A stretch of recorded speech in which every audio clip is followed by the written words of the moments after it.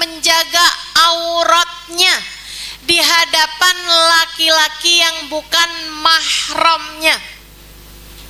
Bu, sesuatu ini nih zaman-zaman sekarang nih agak berat, tapi bismillah, berat bukan berarti nggak bisa. Kita mulai dari yang kita bisa deh. Emang Sayyidah Fatimah kayak apa jaga auratnya Ustazah? Ini saya kasih tahu ibu-ibu. Sayyidah Fatimah kayak apa jaga auratnya? Begitu Nabi Muhammad bilang bahwa saya nih Fatimah akan segera berpulang dan kamu akan segera menyusul aku, Sayyidah Fatimah siap-siap nungguin tiap hari. Apa persiapan yang beliau lakukan? Ngobrol sama sahabatnya Asma binti Umais. Sesudah pertama ngobrol sama keluarganya, bilang sama Sayyidina Ali, sama Sayyidina Hasan, Sayyidina Husain, dia bilang, saya minta nanti begitu saya meninggal dunia, tolong jangan ada yang mendekat kepada jenazah saya selain mahram saya, keluarga saya, termasuk Sayyidina Ali dan termasuk anak-anak beliau. Bu,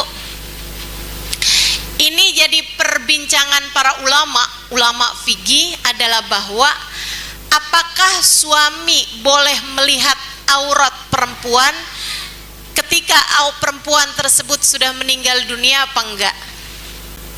Gitu ya. Nah, ini jadi perbincangan di antara para ulama karena gini nih, hukumnya, maaf nih ya. Nih gini nih. Saya membahasnya gimana nih ya? Gini, seorang laki-laki yang misalnya punya istri 4, ketika istrinya meninggal dunia, Bu, itu boleh nambah lagi 1 istri.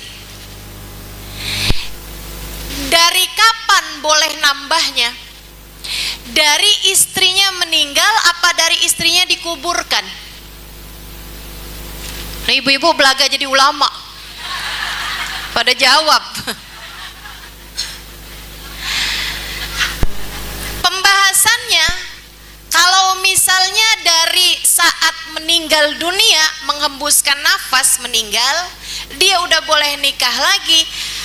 Artinya kalau pada saat itu dia langsung nih nikah lagi, artinya kalau pada saat itu udah boleh nikah lagi, dia punya 5 orang istri yang dia boleh melihat auratnya, kan begitu? Betul gak? Kalau misalnya dari sejak dikuburkan, kalau itu adalah dari sejak dikuburkan, berarti kan waktu isi perempuan tersebut meninggal, dia masih boleh tuh melihat auratnya, artinya hubungannya masih sampai ketika dikuburkan. Nah, itu jadi perbincangan di antara para ulama-ulama. Walaupun ya itu tadi ya, secara mu'tamadnya itu para ulama mengatakan ya sesudah dikuburkan. Tapi banyak pula para ulama yang mengartikan, oh enggak, begitu istrinya meninggal dunia udah boleh tuh. Artinya dia sudah boleh nambah istri lagi gitu. Tapi emang sampai segitunya ya cowok ya? Enggak juga, tuh sedih juga lah. Walaupun punya istri 4 gitu misalnya, istrinya 1 meninggal tuh sedih loh Bu, kayaknya.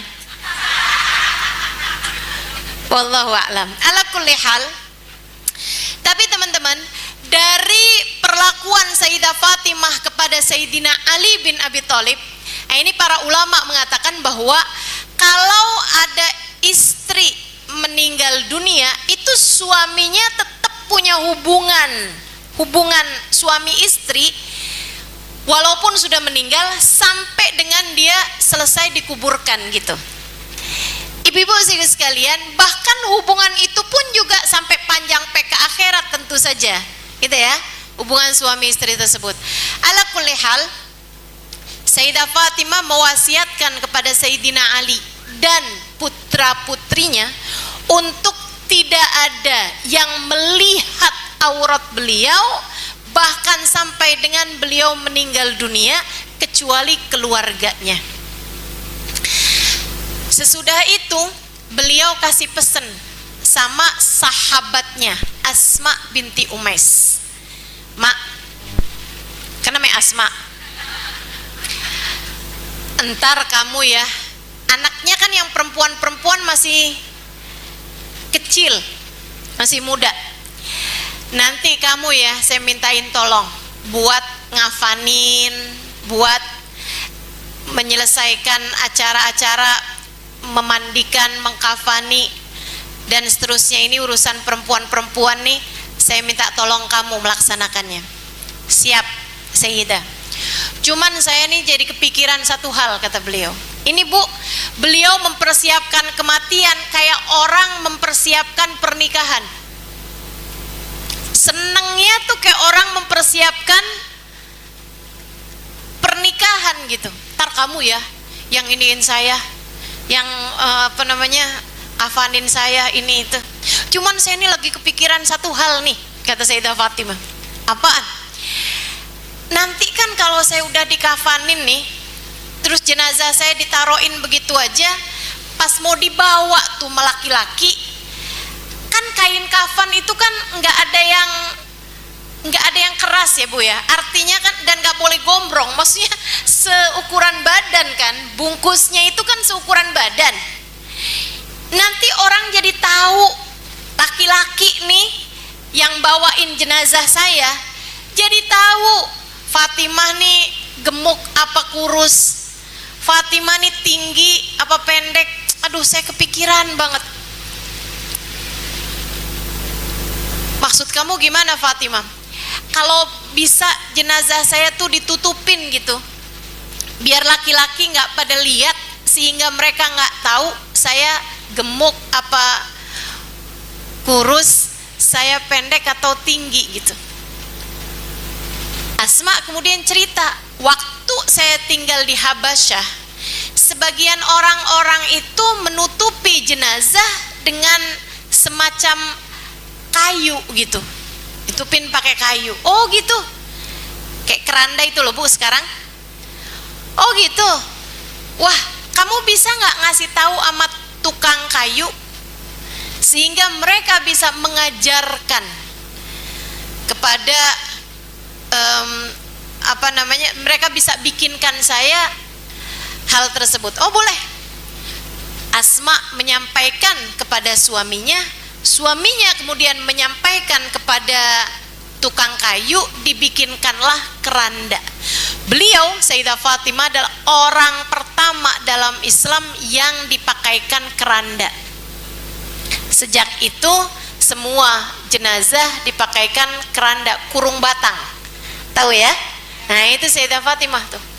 Ide kurung batang itu tuh Bu tuh muncul karena kekhawatiran Sayyidah Fatimah bahwa orang laki-laki akan lihat tubuh saya dalam kain kafan, sehingga mereka jadi tahu saya itu kurus atau gemuk, pendek atau tinggi. Sampai jadi jenazah masih dipikirin Mas Sayyidah Fatimah. Kebayang gak kayak apa beliau jagain aurat beliau, jangan sampai kelihatan sama laki-laki. Sampai udah jadi jenazah masih dipikirin sama beliau. Kita nih oke lah, anggap nggak sampai segitunya gitu kan. Setidaknya waktu kita hidup di dunia nih Bu nih, jangan sampai jadi perempuan yang kesenangan banget badannya diliatin laki-laki. Apalagi sampai sengajaan selfie 50 kali ditaruh nih di Instagram, pakein filter. Ada tuh yang tingkahnya kayak begitu. Semoga nggak ada yang di sini yang kayak begituan modelannya.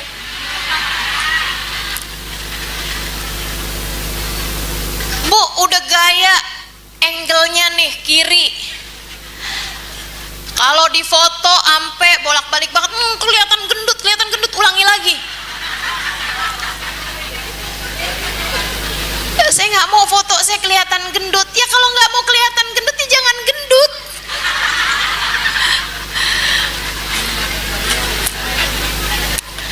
Masya Allah, Masya Allah.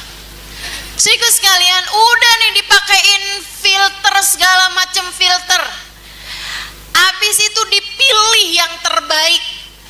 Habis itu pakai caption, abaikan muka bantal.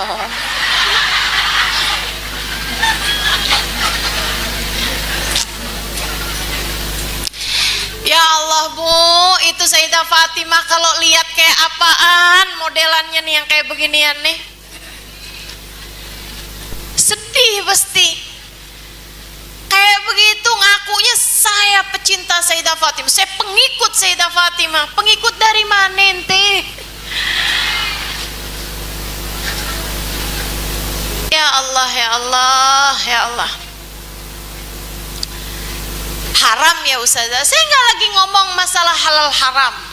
Saya nggak mau ngomong masalah halal haram. Saya mau ngomong pengikutan kamu terhadap wanita terbaik sepanjang zaman. Dan saya kasih tahu, Bu, Kak, Dek, Nak, saya kasih tahu kamu. Kamu kalau nggak ngikutin Sayyidah Fatimah di dunia ini, kamu nggak punya lagi kesempatan buat ngikutin Sayyidah Fatimah kapanpun juga. Kamu nggak punya kehidupan lain selain saatmu hidup di dunia ini. Maka kalau kamu kehilangan pengikutan di masa hidup kamu di dunia ini, kamu nggak akan lagi punya kesempatan untuk mengikuti kehidupan Sayyidah Fatimah kapanpun juga. Kamu nggak bisa, oke deh, saya mau ngikutin Ustazah Halimah bilang nih, iya dah, saya mau ikutin nih. Apa Ustazah? Ustazah nyuruh saya apa? Nggak dandan di hadapan laki-laki. Oke, saya nggak dandan. Ustazah mau nyuruh saya apa? Nutupin muka. Oke Ustazah. Ustazah mau nutup biar iniin saya apa? Jangan desek-desekan sama laki-laki. Oke, saya mau ikut nih yang Ustazah Halimah bilang sebagai pengikutan jalannya Sayyidah Fatimah Zahra. Tapi ntar Ustazah, hari pertama saya masuk kuburan. Nggak bisa. Selain di dunia, kamu nggak punya lagi kesempatan buat ngikutin jalannya Sayyidah Fatimah Zahra yang telah memberikan kepada kita jalan khairun lin nisa an la tara rajulan wala yarahar rajul.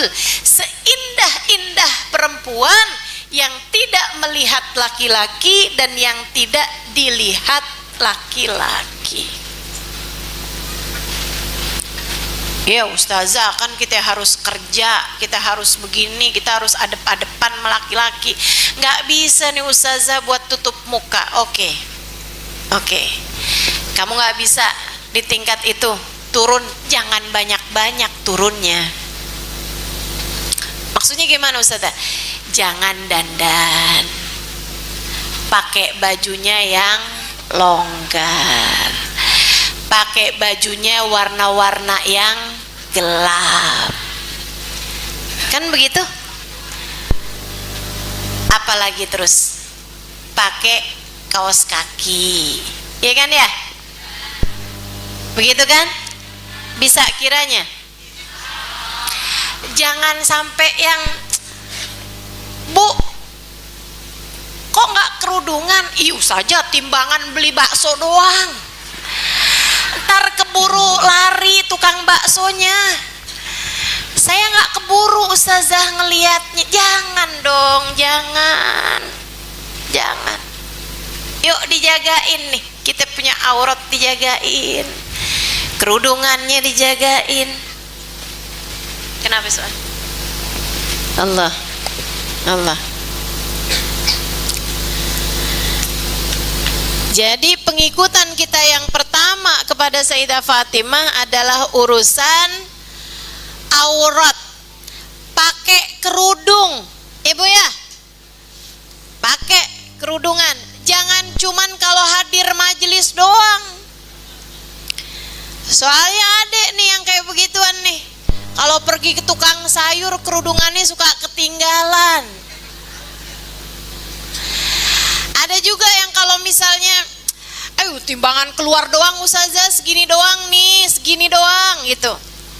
Atau kadang-kadang nih ada yang sama ipar, abisnya tinggal bareng, kita masih serumah, kan rumah kita kecil, ribet kalau suka nyari-nyari kerudungan. Sama sepupu kadang nggak kerudungan, ada yang kayak begitu. Ada ya, ada di sini.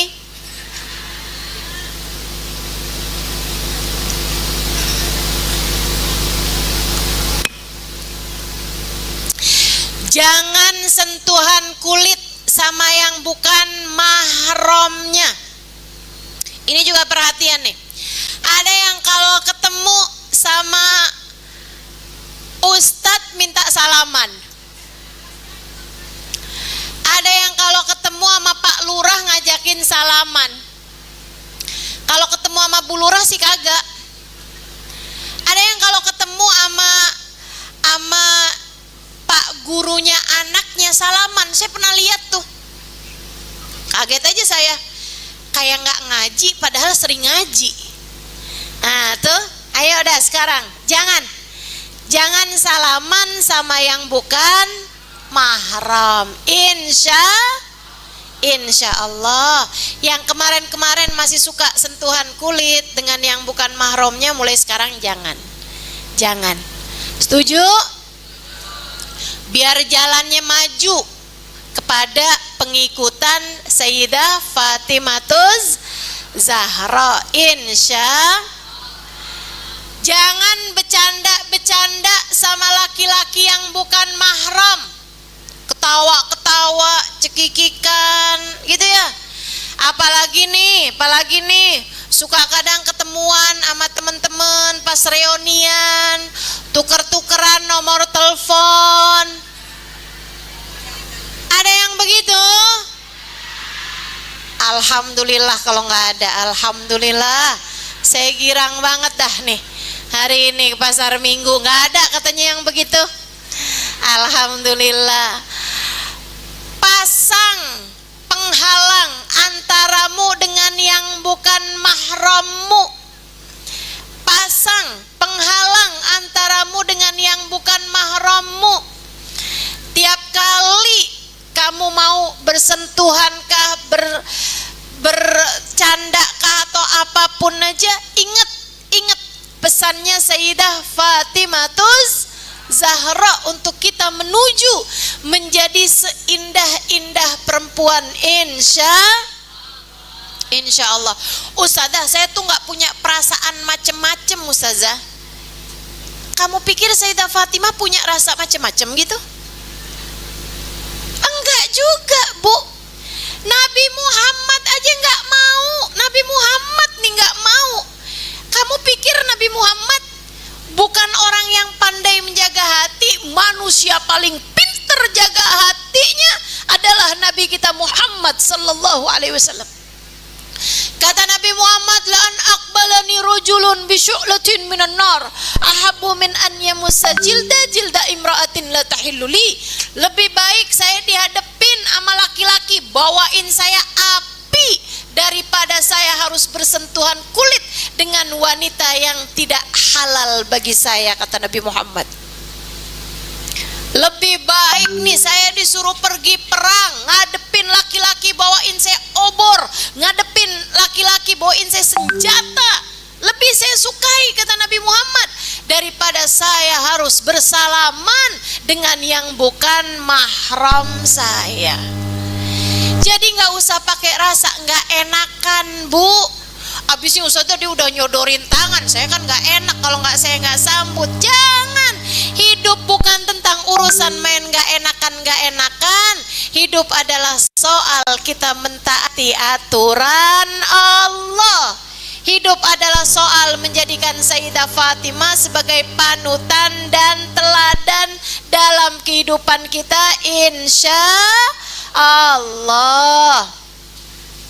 Hujan? Allahumma hawalaina wala alaina, Allahumma hawalaina wala alaina. Minta maaf ya untuk yang ada di jalan. Nggak apa-apa, kamu punya pilihan. Mau pulang. Habisnya neduh, kemana neduhnya nih, bingung saya.